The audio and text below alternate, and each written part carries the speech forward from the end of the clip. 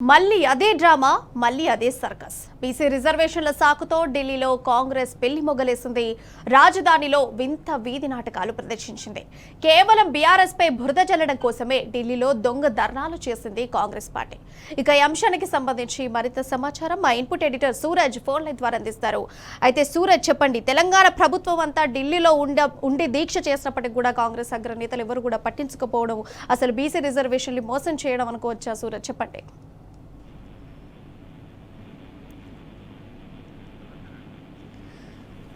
సూరజ్, ఇక ఢిల్లీ కేంద్రంగా మళ్ళొకసారి కాంగ్రెస్ హైదరాబాద్ కు తెరలేపిందనే ఆరోపణలు వెల్లువెత్తున్నాయి. ఒక కొత్త సర్కస్ కు కాంగ్రెస్ పెద్దలు తెరలేపారని చెప్పేసి కూడా విమర్శలు వెల్లువెత్తున్న పరిస్థితి కనిపిస్తుంది. బీసీ రిజర్వేషన్ల పేరుతో రాజధానిలో ఈ వీధి నాటకాలు ఆడడం ఏంటి అనే ఒక ప్రశ్న వాళ్ళ నుంచి కాంగ్రెస్ కు వస్తున్న పరిస్థితి అయితే చాలా స్పష్టంగా కనిపిస్తుంది.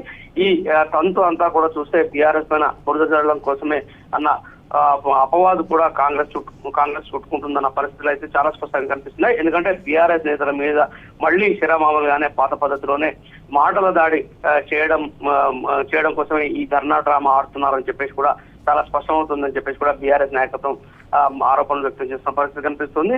మరోసారి కేటీఆర్ల పైన ముఖ్యమంత్రి రేవంత్ రెడ్డి నోరు పారేసుకోవడం, ఇష్టం వచ్చినట్టు మాట్లాడిన తీరు పైన కూడా పెద్ద ఎత్తున విమర్శలు వెల్లువెత్తున్నాయి. ఆర్డినెన్స్ ద్వారా బీసీ రిజర్వేషన్ సాధ్యం కాదని తెలిసి కూడా ఈ నాటకానికి ఆయన తెరలేపిన వైరాన్ని వాళ్ళు తప్పుపడుతున్నారు. బీసీ ప్రజలను తప్పుదారి పట్టించేలా రేవంత్ రెడ్డి వ్యవహార శైలి ఉందని చెప్పేసి కూడా వాళ్ళు విమర్శిస్తున్న పరిస్థితి కనిపిస్తుంది. అడ్డగోలు వ్యాఖ్యలతో సాధించేది ఏం లేదు, నోరు కట్టడి చేసుకుంటేనే ఏదైనా సాధ్యమవుతుందని చెప్పేసి కూడా ఒక హెచ్చరిక వాళ్ళ నుంచి వస్తున్న పరిస్థితి కనిపిస్తుంది. వచ్చే ఎన్నికల్లో మోడీని దింపేసి మరీ రిజర్వేషన్ తెస్తామంటూ ఈ సందర్భంగా రేవంత్ రెడ్డి పలికిన బీరాల పట్ల కూడా పెద్ద ఎత్తున విమర్శలు వెల్లువెత్తున్నాయి.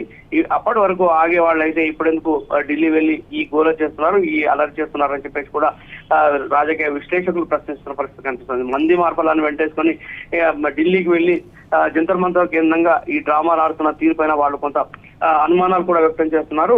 ఢిల్లీలో తిరగకపోతే గల్లీలో తెలుసుకుంటామంటూ రేవంత్ రెడ్డి పలికిన డాంబికాల పైన కూడా వాళ్ళు కొంత విశ్లేషణాత్మకంగా ఆలోచిస్తున్న పరిస్థితి కనిపిస్తుంది. మరి గల్లీలో తెలుసుకున్న వ్యవహారం అయితే ఢిల్లీ దాకా ఎందుకు వెళ్ళినట్టు అనే ఒక ప్రశ్నను వాళ్ళు సూటిగా ప్రశ్నిస్తున్నారు, ఒక ప్రశ్నను సూటిగా సంధిస్తున్నారు. కాంగ్రెస్ ఢిల్లీ ధర్నాలతో ఎవరికి లాభం, దానివల్ల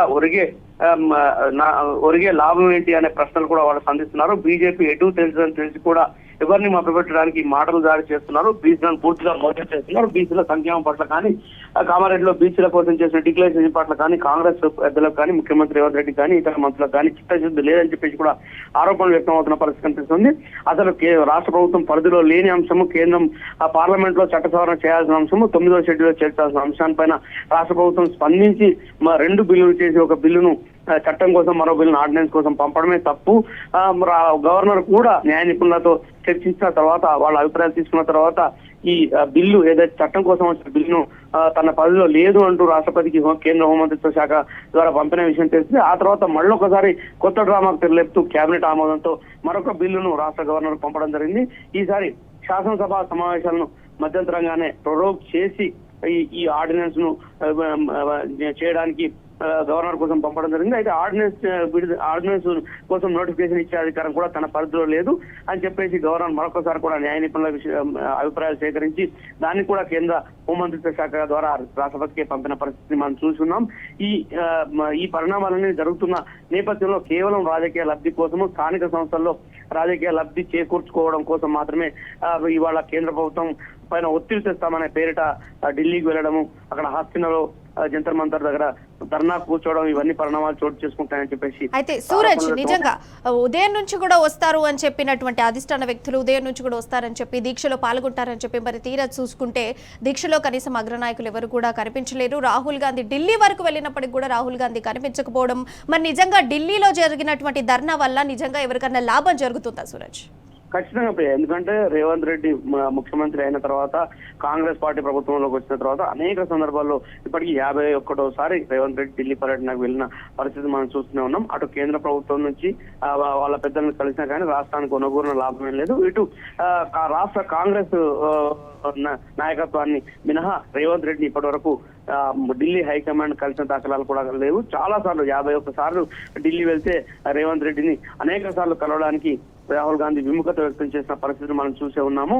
దాదాపుగా 50 సార్లు కూడా రేవంత్ రెడ్డిని రాహుల్ గాంధీ కలవడానికి పెద్దగా ఇష్టపడకపోవడానికి కూడా ఇంతకు ముందు అనేక రకాలుగా రాజకీయ విశ్లేషకులు విశ్లేషించిన పరిస్థితిని మనం చూసాము. ఎందుకంటే రేవంత్ రెడ్డి అనుసరిస్తున్న విధానాలు కావచ్చు, లేదా రేవంత్ రెడ్డి వైఖరి కావచ్చు, రాష్ట్రంలో తెలంగాణలో కాంగ్రెస్ పార్టీకి గుడ్డలు పెట్టుగా తయారైంది.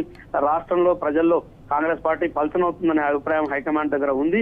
ఈ నేపథ్యంలోనే ఈ బీసీల 42% రిజర్వేషన్ డ్రామాకు రేవంత్ రెడ్డి తెరలేపారు. ఇక్కడ కులగణన కూడా అంతంత మాత్రంగానే జరిగిన విషయం కూడా తెలిసింది. అంటే జనగణన పేరిట కులగణన చేశారు, కానీ పట్టణ ప్రాంతాల్లో అది 40% దాటలేదు, గ్రామీణ ప్రాంతాల్లో 40కి మించి దాటలేదు.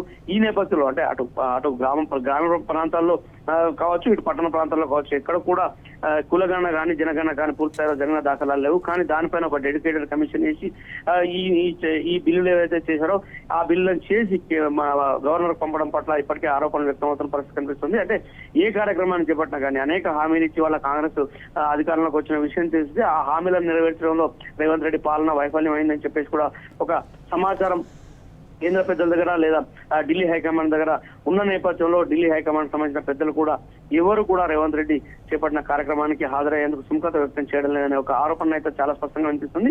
ఇక మామూలుగా రాహుల్ గాంధీ అయితే ప్రతిసారి మొహం చాటేసినట్టే ఈసారి కూడా ఈ ధర్నా కార్యక్రమంలో పాల్గొనకుండా ఆయన మొహం చాటేశారనే ఒక విమర్శ అయితే పెద్ద ఎత్తున వినిపిస్తుంది. ఎందుకంటే ఆయన కేంద్ర స్థాయిలో అంటే ఢిల్లీ స్థాయిలో ఆయన కూడా అనేక ప్రకటనలు గుప్పించారు. రాహుల్ గాంధీ బీసీల సంక్షేమానికి కట్టుబడి ఉంది కాంగ్రెస్ పార్టీ అన్నారు. బీసీల సంక్షేమానికి సంబంధించిన అనేక ప్రకటనలు కూడా చేశారు. కాంగ్రెస్ పార్టీ తరఫున కామారెడ్డిలో కూడా బీసీ డిక్లరేషన్ చేశారు. అనేక సంక్షేమ కార్యక్రమాలు బీసీల కోసం చేస్తామని హామీ ఇచ్చారు. తద్వారా అధికారంలోకి వచ్చిన తర్వాత బీసీ సంక్షేమాన్ని గాలికి వదిలేశారు. 42% రిజర్వేషన్ల పేరిట హైడ్రామాకు తెరలేపుతూ రాజకీయ లబ్ధి కోసమే ఇవాళ కాంగ్రెస్ పాలకులు ప్రాపకం కోసం ప్రయత్నం చేస్తున్నారనే విమర్శ అయితే చాలా స్పష్టంగా ఉంది. Priya. Right Suraj, thank you.